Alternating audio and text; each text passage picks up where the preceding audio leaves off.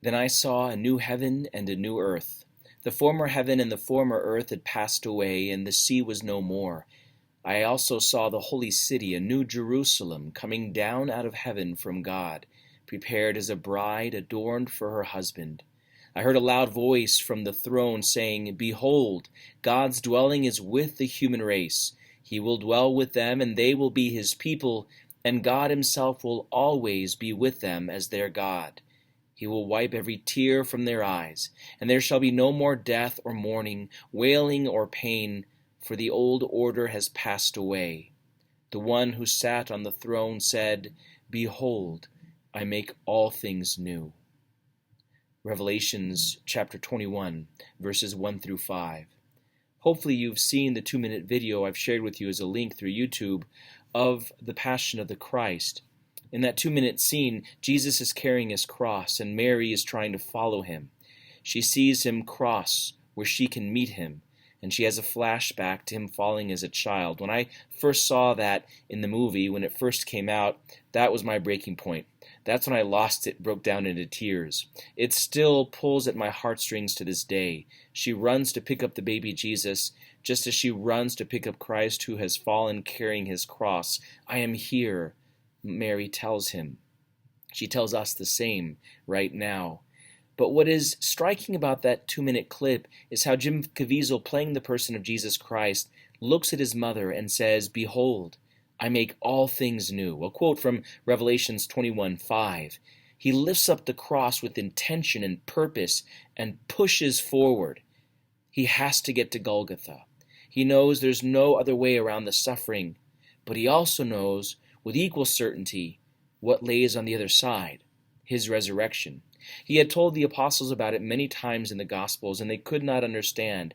It was as if they didn't hear what he said. But Christ knew that to get to the resurrection, he had to get to Golgotha first. And it was through the passion, death, and resurrection of Christ that all things were made new, are still being made new, and will ultimately be made perfect when he returns in glory and triumph. Christ has died, Christ is risen, Christ will come again. As we celebrate this octave of Easter Sunday, culminating with Divine Mercy Sunday this coming Sunday, I invite you to reflect on how, in the midst of great suffering and sacrifices that this ongoing pandemic has caused us, the implications and effects of increased domestic violence, mental abuse, and mental illness rather, loss of jobs, unemployment, there are good things happening. Do you see it? Can you see it? I attached a couple of articles, among many, you can Google it online, showing the impact of this staying at home effect on the environment, how things are cleaner, how pollution has been reduced dramatically. It's true here in Colorado, it's true all around the world. Things are being renewed and cleansed and coming back to life. It shows how the earth and nature, as God has made it, is so resilient.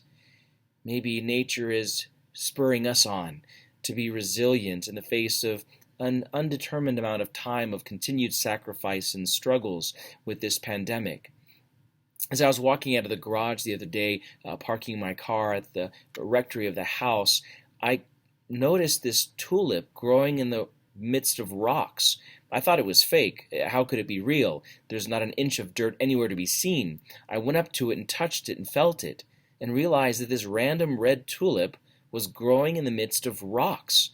I couldn't believe it. It was an Easter message and a symbol to me, how in the midst of rocks and struggles and ongoing sacrifices, social distancing, feeling isolated, the impact on mental health, the ordination of our priest this May 16th, alone with their parents only and no one there to celebrate.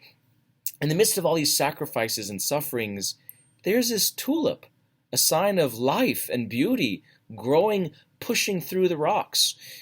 Yes, Christ has died, and we still very much feel like Good Friday in many ways. Easter Sunday felt like that for me.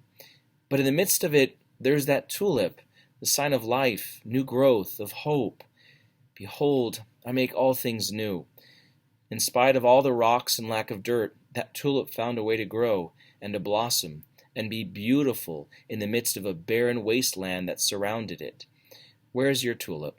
As you continue persevering in these ongoing struggles of the pandemic, Christ reminds us that he makes all things new. That is the hope and joy of the resurrection.